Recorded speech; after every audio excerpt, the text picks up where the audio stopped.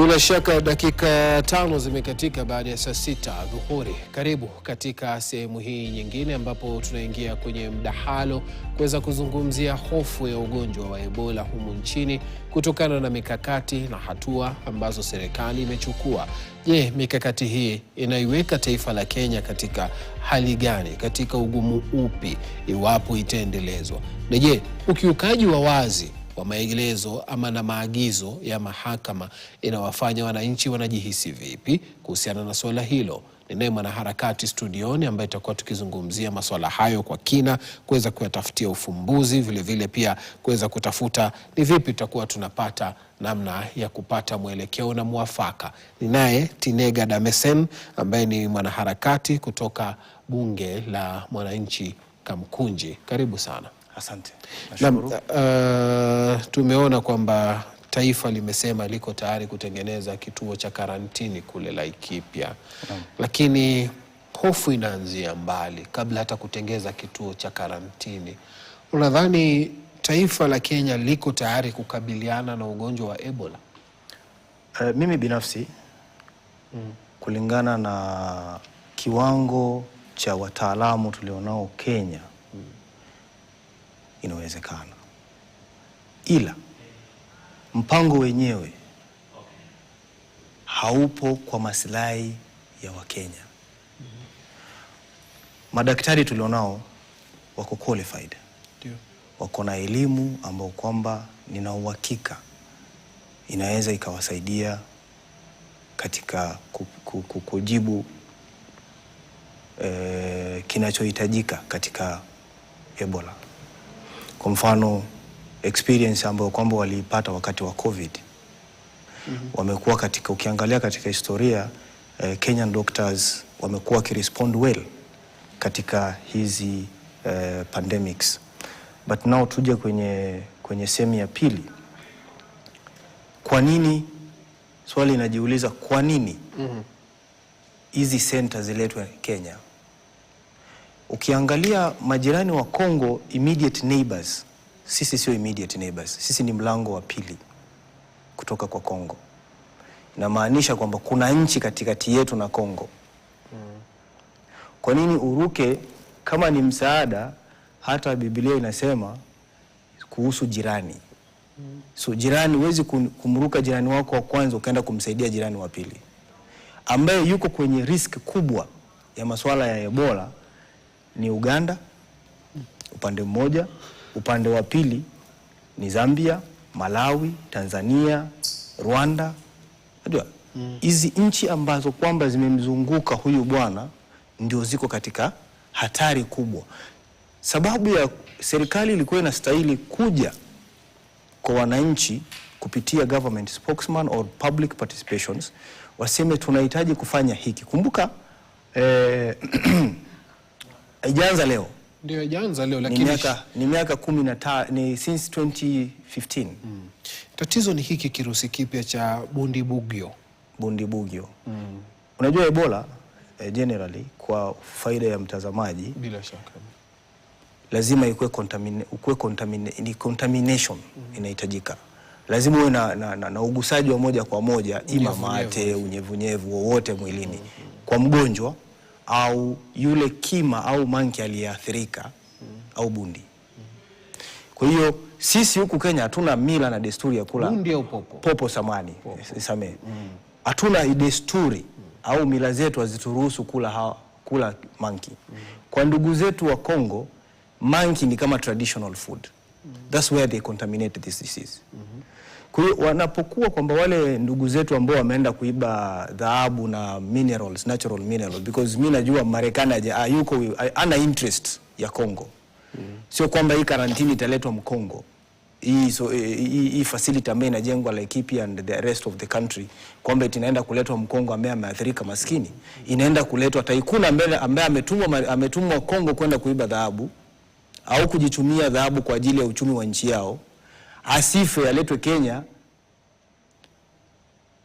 Na hii sio kwa ajili, imejengwa kwa ajili ya Wakenya.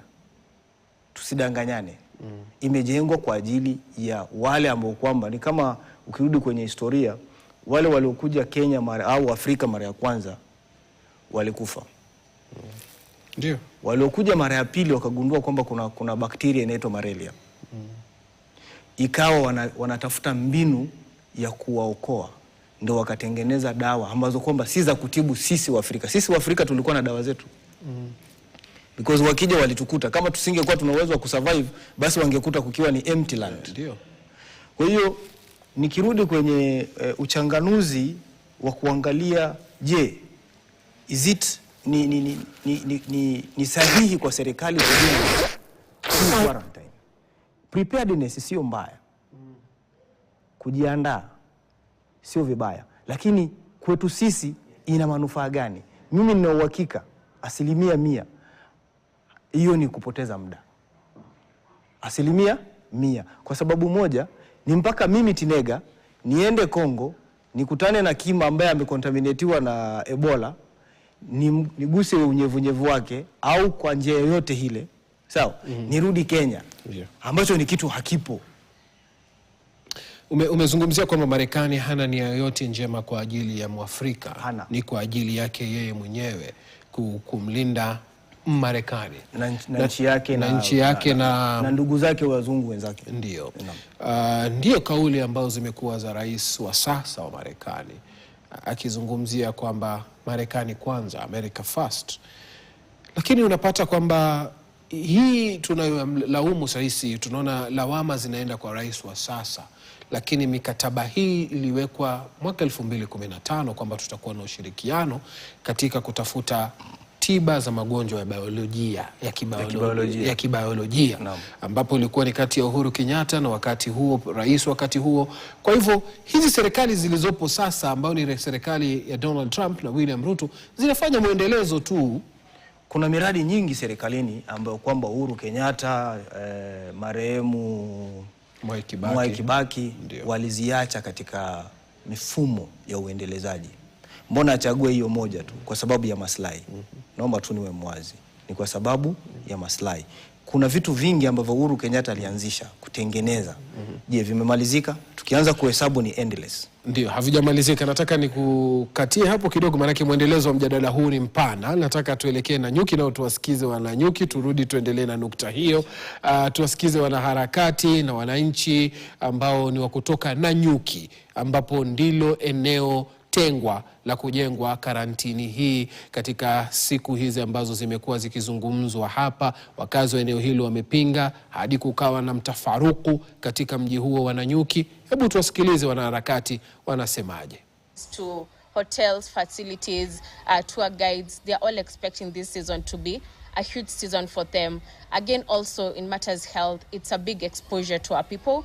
Well, we know even at the general hospital here, getting a painkiller is an issue. Like, you have to go outside of the facility to go to the pharmacy so that you can acquire a painkiller. Also, maternal health is an issue, so it's also a misplaced priority. Let the government focus on what truly matters. In Article 43 in our Constitution, we find that we are all entitled to health, for every citizen, health and well-being for us all as Kenyans. So, just as my colleague and resident has said, let us continue pushing no matter what it takes so that the government can listen to its people just as it should. Thank you. Like the CS claimed, is it possible for that facility to operate in isolation without actually mingling with the community?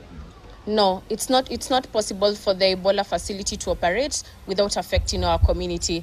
We all know how small our community is. The facility itself is already in an area where there are schools, there are communities, there are teachers who come in and go out. There are other workers, support workers in the facility. So it's truly not possible for Laikipia or even Kenya at large to handle this facility as an exclusion from the community. And what is your reaction to CS Duale's remarks that it is not a must for the government to consult Kenyans? I'll answer that. No, let's do it and then you For the CS Duale to tell us that they do not need our public participation or our opinion in this matter is truly the violation of our constitution.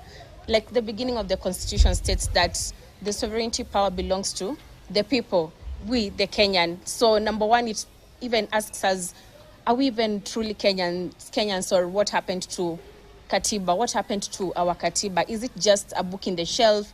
Is it just another article, another book that they're putting there for, just for fun?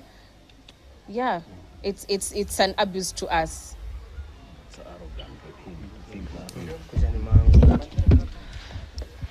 Naam, Yeri, hao ni wanaharakati, baadhi ya wanaharakati kutoka mji huu wa Nanyuki, kaunti ya Laikipia, ambao wanapinga vikali hilo pendekezo la kujenga kituo cha karantini katika kambi ya jeshi ya Laikipia Air Base, na wanasema kwamba wanapanga maandamano mengine Jumanne ijayo, wiki ijayo, kuendeleza tu, na pia wametoa wito kwa Wakenya wengine kujitokeza na kujiunga nao katika hii shughuli nzima ya kupinga ujenzi wa hicho kituo. Kwa hivyo sisi tukitoka hapa tunafululiza hadi pale kwenye mahali ambapo kuna hiyo kambi, tuone tu hali pale iko vipi, ujenzi unaendelea ama wamesitisha, ama vile pia tuone hali ya usalama pale jinsi ilivyo. Yeri Masombo, bila shaka ni mwenzangu huyo Clement Masombo, yupo katika eneo hilo la Laikipia, na pale kumetokea nukta 2-3 ambazo zimejitokeza hapo, ikiwemo wale ambao wamekuwa pale wanaharakati wakisema kwamba hilo haliwezekani kufanyika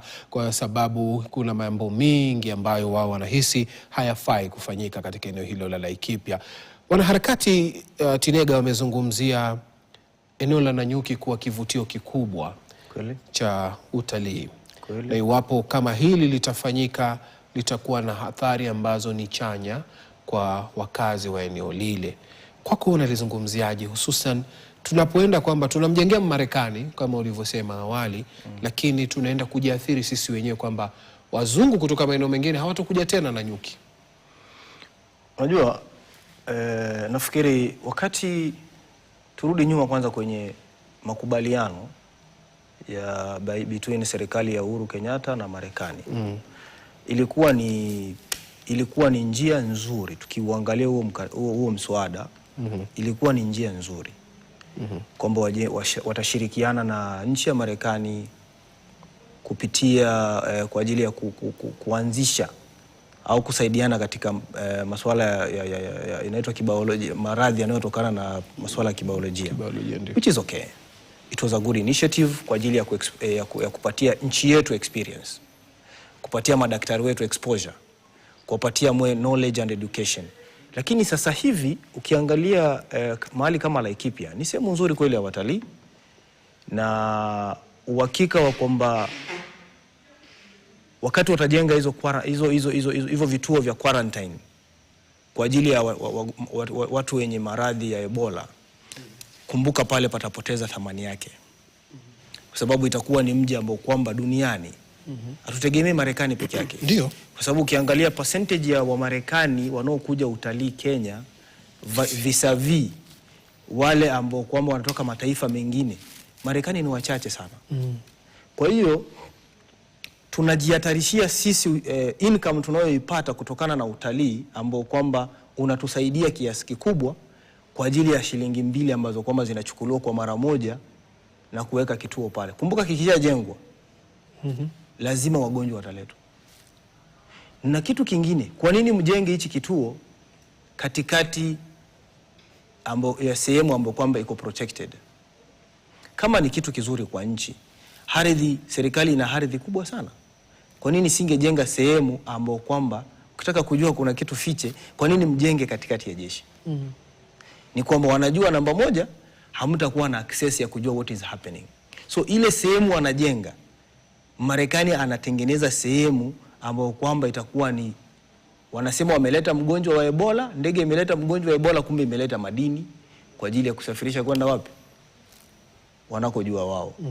Kitu cha pili, nataka nizungumzie swala zima la ndugu yangu katika imani Duale. Unajua, kuna maneno Duale anazungumza na muona ni kama afai kuwa hata chief wa kijiji. Maneno yake anakosa busara. Hafai kuwa, yani unajua anakosa busara. Na I'm even getting question to understand where he went to school. Yani anazungumza kuliko hata class 7 dropout. In a civilized community like Kenya, a country that every single year inatoa graduates the country that is competing internationally unakuja kusema lakini ni kuelewe vizuri. Tumtoe Duale manake yuko hapa kujitetea na kujielezea. Kila mmoja anamuona na ni sawa, umemkosoa. Katika bunge la wananchi eneo la Jivanjii wamekosoa utoaji wa taarifa wa serikali. Isaac Moro. Lakini si yeye tu, ni wengi, na serikali na wazungumzaji wengi sana katika kuzungumza kwake. Hata Ikulu pia kuna watu ambao wangezungumza kuelezea kwamba kwa nini taifa limechukua mkondo huu. Serikali inapokuwa na mbinu zake za kuzungumza hadi kufikia sasa, si swala la karantini peke yake. Kuna masuala mengi sana ambayo yamekuwa. Yes. Kwa hivyo, je, utoaji wa taarifa wa serikali kufikia mpaka sasa katika miaka mitatu ya uongozi wa Kenya Kwanza, unadhani wamekuwa sahihi kweli? Kwa kweli wamekuwa sio sahihi, na ndio maana tunakuja kulizungumzia nilikuwa nakuja kuzungumzia pale waliponikatia. Information dissemination from the government to the public is very poor. Ni mbovu zaidi. Kwa sababu unakumbuka pale nyuma wakati tulikuwa na issue ya finance bill. Ndio. Communication haikufanyika. Wakati watu walikuwa busy kuzungumzia kulikuwepo na jambo hapo nyuma lilikuwa linazungumziwa kama sio masuala ya Shakahola ni something. Kulikuwepo na issue ambayo kwamba people are very busy discussing issue ya Shakahola. Ikaja swala la finance bill. Finance bill, instead of kusema jameni hili swala mmelikataa, ila sisi kama serikali au serikali yenu ambayo mliichagua mkaipatia ridhaa ya kuwaongoza, tuna fikra nzuri, na fikra yetu moja kwa mfano katika afya tunategemea kufanya 1 2. Katika hiyo information haifikiwa Kenya. Wao wanachukulia kwamba kile walichokifanyia boardroom kupitia wabunge, na wabunge kuna mbunge na uhakika kuna mtu alimchagua mpaka leo hajawahi kumuona tena. Ndio. Kwa hiyo tuje kwenye kipengele kingine ambacho kwamba tulikuwa wananchi walileta shida baada ya finance bill. Ilikuwa inaitwaje? Ilikuja hii issue ya kukata ushuru kwa wafanyakazi. Kuongezeka kwa mafuta yanaongezeka. Mnatoa sababu, mnaeleza Wakenya kwamba jameni kutokana na hali iliyopo ya uchumi na dunia jinsi ilivyo tunafanya 1 2 tunaongeza kiasi kadhaa. Lakini kwa sababu kuna EPRA na kuna wale ambao kwamba wanaenda mlango wa nyuma kibiashara, wanakuja wanatuwekea shilingi wanazofikiria wao. Uwezi kuwapunguzia watu shilingi 10 wakati umeongezea shilingi 70 80. Ndio. Hatusaidii. Ni bora usipunguze. Ujustify kwamba umeongeza. Kwa hiyo information inastahili kutoka wapi kwenda wapi. Kumbuka hii serikali iko na full structure. Mimi kitu ambacho na walaumu ni kwamba chief kazi yake kwenye kijiji ni nini? Ni ku break down government information to a common mwananchi, to a local citizen. Ndio. Wewe lini ulisikia katika kijiji chako bunge baraza chief baraza imefanyika? Vilisha kitambo. Kwa nini zilisha wakati chief analipwa mshahara? Kazi yake ni kukusainia tuondoka death certificate na kitambulisho. Kwa hiyo na mizozo midogo ya ardhi. Mizozo sio kazi yao. Kuna institutions zingine. Mizozo sio kazi yao. Kazi yao ilikuwa ni ku break down information ya serikali. Ifike kwa mwananchi. Ukiweka chief baraza, haya masuala yote kwa nini serikali inaweka quarantine? Kama ingekuwa communicated through chief, waweke chief barazas, trust me kusingekuwa na demonstration. Kwa sababu wananchi wangekuwa wameelewa Rais Ruto anafikiria hichi kilipitishwa kabla yeye, lakini amekuja amekipitia akaona kina thamani ya kiasi kadhaa kwa Wakenya. But ukikaa hapa Kenya unasikia Marekani kula anazungumza kwamba Marekani akicontaminate na kirusi cha Ebola asirudi kwao kabisa. Aletwa wapi? Kenya. Kwa hiyo walio tayari kufa na kina nani? Wa Kenya. Kwa hiyo thamani ya maisha ya Marekani iko juu zaidi ya thamani ya maisha ya Mkenya. Na katiba inazungumzaje kuhusu serikali iliyopo? Jukumu lake la kwanza la serikali yoyote ambayo kwamba itakuwa katika hii Jamhuri ya Muungano wa Kenya, Jamhuri ya Kenya ni moja tu. Ndio. Ni kulinda maisha. Sasa kama maisha mmeshindwa kuyalinda, unategemea nini?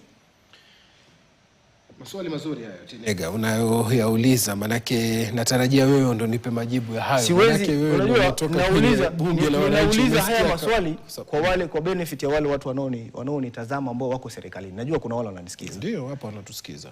Kwa hiyo serikali inastahili kuwa inachukulia maisha ya Wakenya serious. Unajua, ninazungumza kutokana na vitu ambavyo kwamba vimekuwa vikifanyika. Palifanyika maandamano nchi hii ya kupinga mswada. Na huu mswada kuna vijana ambao kwamba walifariki katika hayo maandamano. Sisi kama Wakenya, the government itself haijawahi kusema pole kwa ile nguvu ya ziada iliyotumika na maofisa wetu. They are brothers and sisters. But a loss, maji yakimwagika huwezi kuyachota. A loss of life. One loss of life is much too many. You know, it has no value. Lakini kusema tu pole.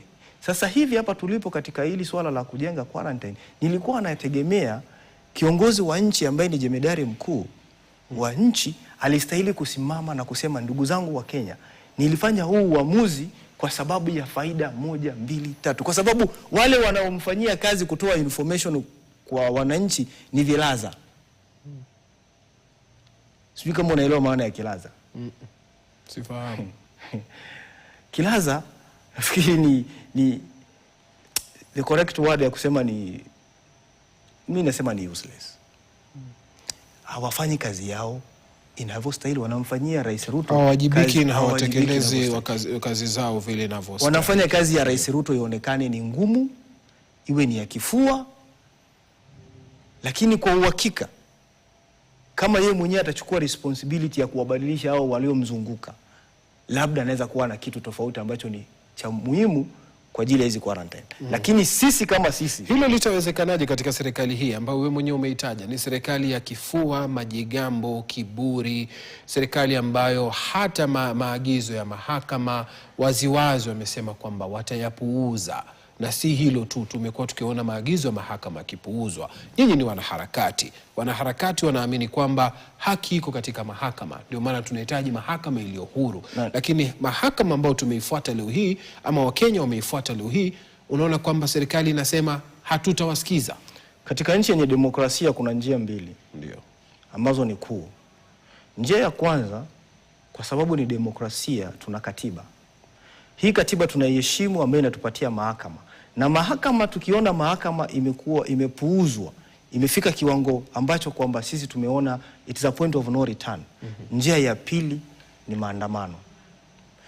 Ndio unaona watu wa Laikipia wameomba nchi nzima iwasaidie. Kwa sababu ili janga sio la watu wa Laikipia peke yake. Hii issue ni ya nchi nzima. Kwa hiyo rais na timu yake ni wakati ambao kwamba wanastahili kujishika masikio kwa kitu kilichofanyika siku ile vijana waliingia bungeni. Wakati watu wametamaushwa na matukio kadha wa kadha. Mimi nafikiri kuna kitu kimoja watu wamesahau tu, ilifanyika hapa Misri. Ilifanywa kwa ufupi maana yake Misri. Ndio. Wakati watu walitamaushwa, serikali ilitumia njia zote za kifua, ikafika sehemu ikapiga magoti ikaomba, lakini wananchi walisema it is a point of no going back. Inaitwa the Arab Uprising ambayo ilifanyika katika mataifa kadha wa kadha katika ukanda huo wa kaskazini ya Afrika, Misri na vile vile Tunisia. Zaid na Abeid wakiondolewa katika mataifa hayo, Mohamed Mursi na vile vile rais aliyokuwa ameshika hatamu katika taifa hilo la Misri kwa miaka kadhaa wakiondolewa, na sasa hivi watu wamekatazwa hata kufika Tahrir Square kwa sababu imepigwa marufuku na serikali ili kuzuia wananchi kufika katika eneo hilo na kuzua purukushani. Tukirudi tarudi Laikipia kuzungumza naye Clement Masombo kuhusiana na masuala mazima ya karantini ile ambayo inalengwa kujengwa kule katika mji wa Nanyuki katika Laikipia Airbase.